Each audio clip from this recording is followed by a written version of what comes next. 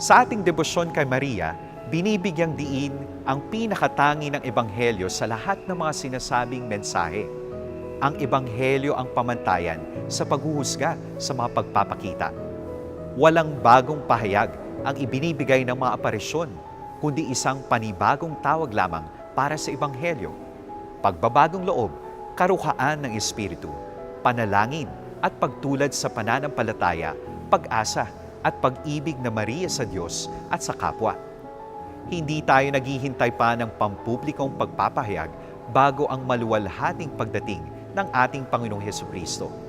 Sa makatuwid, ang himala sa Lourdes, bagamat opisyal na kinikilala ng simbahan, ay nananatiling paanyaya na ituring ang pagpapakita bilang isang tanda, hindi isang katibayan na makatutulong sa ating pananampalataya.